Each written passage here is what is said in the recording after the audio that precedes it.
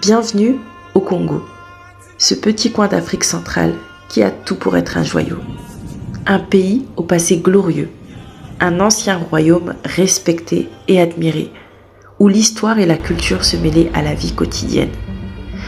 Il y a 60 ans encore, l'atmosphère était paisible.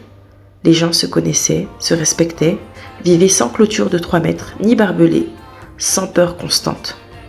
Chaque famille avait sa place et les enfants pouvaient courir dans les rues en toute sécurité. Mais aujourd'hui, ce pays qui avait tant de potentiel est étouffé.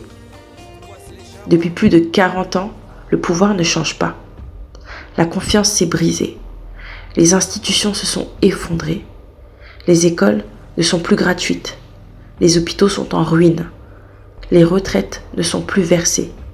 La vie quotidienne est un combat pour survivre, pour trouver un peu de confort, pour préserver un peu de dignité. Les rues sont silencieuses, tendues. Les voisins se surveillent. La peur circule partout. Les enfants ne jouent plus dehors par crainte des trafics et de la violence. Les habitants se débrouillent avec ce qu'ils peuvent.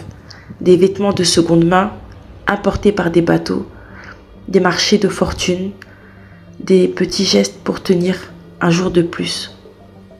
C'est une société qui étouffe, qui se crispe, qui gonfle comme un abcès.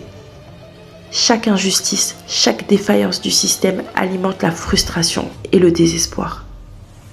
Les élections passent, les votes se vident, les bureaux restent désertés.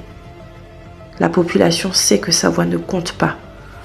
Pourtant, malgré tout, il y a des vies qui continuent, des gens qui se lèvent, qui travaillent, qui créent malgré la fatigue et le danger. Ce n'est pas un héros qu'on célèbre, juste des êtres humains qui tentent de tenir debout dans un contexte qui les écrase. Leur humanité, leur courage quotidien est invisible, mais il est réel. Et c'est là que le récit se termine.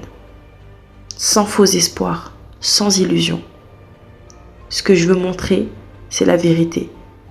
Un pays sous tension, un peuple qui étouffe, des vies qui continuent malgré tout. Rien de plus, rien de moins. La réalité crue et implacable, à observer, à comprendre, à ressentir. Parce que la lucidité, parfois, c'est tout ce qu'il nous reste pour voir clairement le monde tel qu'il est.